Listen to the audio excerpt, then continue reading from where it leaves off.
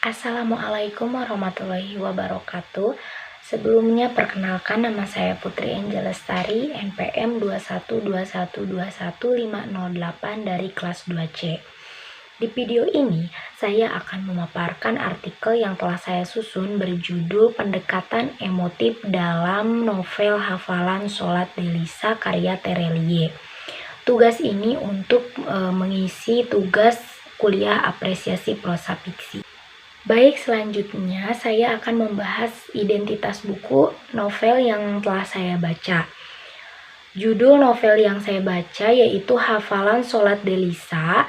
Penulis novel ini yaitu Terelie, didesain cover oleh Eja Kreatif, diterbitkan di Republika Penerbit, tepatnya di Jakarta pada tahun 2008. Novel ini mempunyai halaman 266, mempunyai ukuran 20,5 sampai 13,5 cm dengan harga 50.000. Baik, selanjutnya yaitu sinopsis Hafalan Sholat Delisa dengan menggunakan pendekatan parafrasis. Nah, novel ini berkisah tentang kehidupan seorang anak bernama Delisa dari Aceh. Nah, Delisa ini tinggal di Loknga dan merupakan anak keempat dari 4 bersaudara. Yang pertama, kakak Delisa ini bernama Cut Fatimah, yang kedua Cut Zahra, yang ketiga Cut Aisyah, dan yang terakhir si bungsu yaitu Delisa. Nah, ayahnya biasanya dipanggil Abi. Ia bekerja di tambang minyak, jadi Abinya ini hanya bertemu keluarganya sekali dalam 6 bulan. Alhasil, keempat bersaudara itu tinggal bersama ibunya di sebuah rumah yang dibangun di pesisir pantai, tepatnya di Loknga. Delisa ini ditugasi oleh guru sekolahnya untuk menghafal bacaan Al-Quran. Di setiap hari, ia selalu berusaha untuk menghafal dan mendapatkan nilai yang terbaik. Nah, selain itu juga Umi Delisa ini menjanjikan sebuah hadiah jika berhasil dan juga mengingat dengan benar.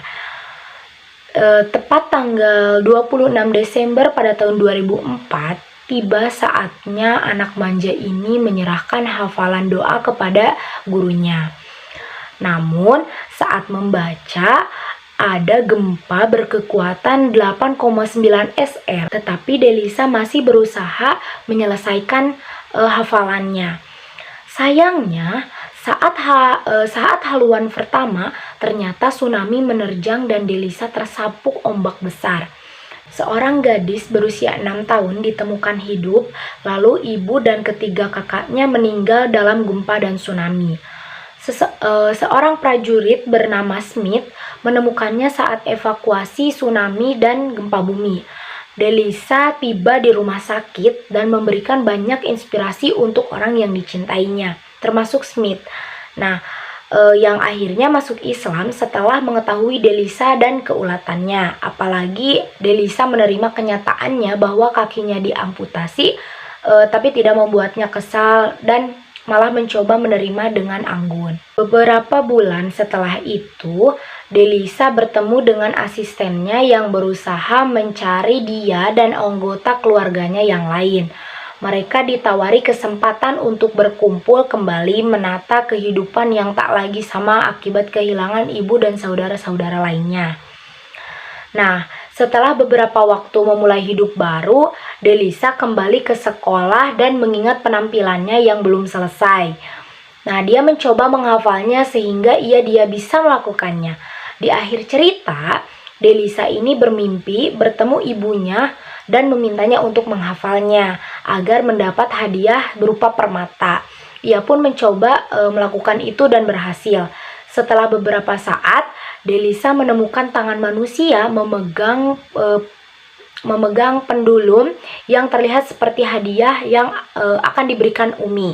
Ternyata itu adalah tubuh manusia yang hanya tinggal tulang belulang itu, yaitu Uminya sendiri. Menurut saya, novel Hafalan Sholat Delisa ini termasuk ke dalam novel angkatan 2000-an. Ada beberapa fenomena menarik yang bisa dicermati dalam perkembangan fiksi Indonesia di awal tahun 2000-an. Tentu saja nama tersebut dicetuskan oleh Korrie Lawn Rampan. Sastra angkatan 2000-an yang kerap disebut sebagai sastra Indonesia terkini era 90-an dan 2000-an telah banyak melahirkan terobosan besar dengan karya-karya yang tajam, bebas, ekspresif, dan syarat pemikiran. Nah, sastra tahun 2000-an ini mengungkapkan hati nurani dan akal sehat untuk pencerahan dalam hidup dan berpengaruh besar terhadap perkembangan fiksi di Indonesia. Karya sastra angkatan ini lebih bersifat religius, sehingga menciptakan gambaran yang lebih spesifik, termasuk kritik terhadap kehidupan sosial yang juga memiliki efek yang lebih kuat dan tajam. Angkatan sastra abad 20 juga memiliki banyak penulisan dan disebut juga generasi modern. Nah, karena memiliki banyak revolusi baru dalam dunia sastra Indonesia, terdapat judul dan tema sastra tentang seks, gender, dan feminisme yang dikemas dalam bahasa yang mudah dipahami oleh pembaca. Nah, perjalanan sastra angkatan 2000 di Indonesia memiliki era reformasi agama. Terjadi perubahan yang cepat pada karya-karya generasi tersebut akibat pergantian pemerintahan Indonesia saat itu. Karya-karya generasi tersebut akibat pergantian pemerintahan Indonesia saat itu, kemudian pemerintah Indonesia membebaskan penduduknya dari pekerjaan yang menjadikan kehidupan sastra Indonesia generasi 2000-an sebagai panggung terbuka bagi para sastrawan untuk berpikir dan berbuat semaunya saat itu. Nah, saat itu cerpen di Indonesia pada awal reformasi bergemuruh dibandingkan puisi, novel, dan drama. Ada juga karakteristik pada angkatan 2000. Nah, yang pertama yaitu kemunculan kaum perempuan, yang kedua sastra perkelaminan, yang ketiga muncul karya populer yang mudah dipahami pembaca, dan yang keempat muncul sastra cyber. Nah, lahir beberapa sastrawan pada angkatan 2000-an, yaitu salah satunya adalah Darwis atau lebih dikenal juga dengan Terelie. Nah, Terelia ini dilahirkan di sebuah kota kecil di Provinsi Sumatera Selatan, tepatnya yaitu di kota Lahat pada tanggal 21 Mei 1979. Nah, Darwis bukanlah seorang anak yang lahir dari sebuah keluarga kaya raya. Nah, kolerasi novel Hafalan Sholat Delisa karya Terelie dalam hubungannya dengan dengan karakteristik karya sastra angkatan 2000-an terdapat pada cerita yang dipilih oleh Terelie untuk menyampaikan pesan mengenai hubungan nilai sosial. Nilai sosial yang terdapat dalam novel ini saat keluarga Delisa terkena bencana, mereka saling membantu dan memberikan yang terbaik kepada yang membutuhkan. Nah, tema tsunami yang diusung Terelie di sini sangatlah tepat karena novelnya tentang bencana yang terjadi setahun sebelumnya. Apalagi perspektif ceritanya berfokus pada ketakutan seorang gadis kecil yang menyaksikan langsung tsunami Aceh. Nah, kemasyhuran novel pertama Terelie membuat Karisma Starvision Plus tertarik mengadaptasinya ke layar lebar. 6 tahun kemudian, pada tahun 2011, kisah ini difilmkan. Nama Sony Goa Kasak dipilih sebagai produser.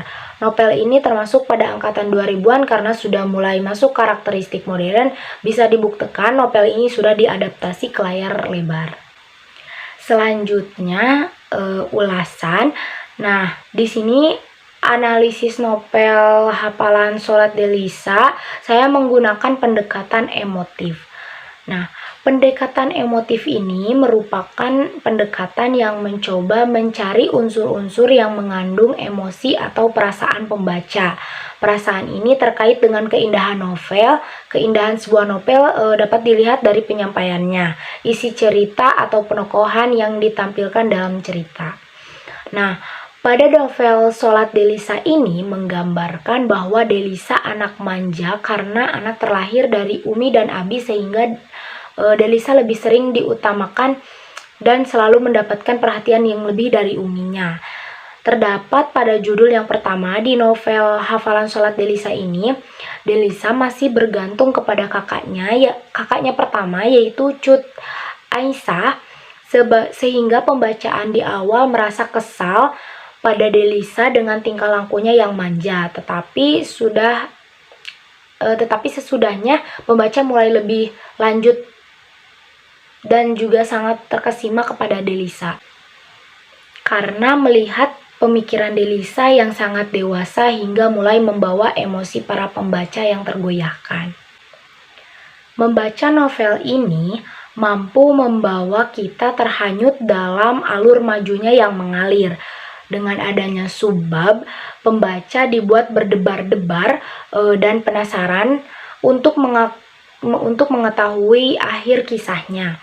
Dalam novel ini, Terelie masih memunculkan masyarakat memegang teguh nilai luhur agama, yakni Islam dan budaya, serta memberikan panutan rujukan dalam setiap masalah yang dihadapi warga. Sehingga cerita di dalam novel ini mampu membawa kita kembali pada kondisi masyarakat zaman dulu yang masih sangat polos dan gaya hidup sederhana menjadi ciri khasnya.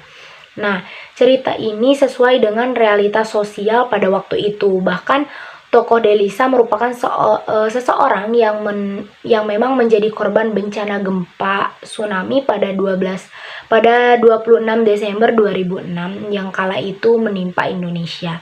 Namun, kejadian yang dialami oleh tokoh utama yaitu penulis terkesan terlalu melebih-lebihkan. Misalnya mimpi-mimpi yang dialami tokoh Delisa dalam titik ketidaksadarannya. Tetapi Terelie ini berhasil mengungkapkan seluruh kisah, khususnya peristiwa bencana besar tersebut, ke dalam suatu kisah dengan bahasa yang mengalir juga, menggunakan beberapa kosakata bahasa daerah setempat. Cerita novel ini sangatlah menguras emosi saat pembacanya, ditambah dengan penokohan yang kuat dan terfokus akan membuat pembacanya semakin terkait dan terhanyut oleh ceritanya. Dan yang lebih penting ialah hikmah dari kisah dalam novel ini dapat dipetik mengenai pentingnya manusia dan kemanusiaan terlepas dari kekurangan dan kelebihannya. Novel ini sangat menarik untuk dibaca, bahkan walaupun sudah dibaca berkali-kali, kita tidak akan bosan untuk membacanya kembali. Nah, kelebihan novel Hafalan Sholat Delisa ini sangat menarik dan mudah dipahami. Penyajian kata-kata sederhana namun sangat mengharukan, banyak mengandung nilai-nilai agama dan sosial yang kuat. Seperti keluarga yang harmonis, yang saling membantu dan bertetangga yang baik, dan cerita yang inspiratif sehingga cocok dibaca untuk segala usia. Kekurangan novel Hafalan Sholat Delisa ini tidak ada kata pengantar serta sinopsis sehingga menyulitkan kita untuk mengetahui isi novel ini secara singkat. Selanjutnya, dari novel yang telah saya analisis menggunakan pendekatan emotif, dapat disimpulkan bahwa novel Menghafal Sholat Delisa ini wajib dibaca oleh semua kalangan karena banyak nilai moral dan pesan yang terkandung dalam novel ini. Novel ini dapat dijadikan sebagai sumber inspirasi dalam kehidupan karena mengajarkan kesabaran menghadapi cobaan, tekad untuk mendapatkan sesuatu. Karya sastra dianggap sebagai penggambaran dari kehidupan nyata yang disisipkan oleh daya imajinasi. Pengarang berusaha untuk menyampilkan keadaan yang sesungguhnya pada para pembaca melalui tulisan. Nah, pada novel Hafalan Sholat Delisa ini ditampilkan sosok Delisa yang memiliki semangat sangat tinggi meskipun sebelah kakinya diamputasi karena bencana tsunami. Karya sastra ini sebagai cerminan dari kehidupan dunia nyata, maka dalam analisis pendekatan emotif ini dia kemukakan aspek-aspek sosial dan aspek religius. Aspek sosial tersebut juga diantaranya kehidupan Delisa yang setelah terjadinya bencana tsunami Aceh, semangat Delisa tidak akan pernah gentar. Baik, sekian, terima kasih. Mohon maaf bila banyak kekurangan dan apabila banyak salah kata. Wassalamualaikum warahmatullahi wabarakatuh.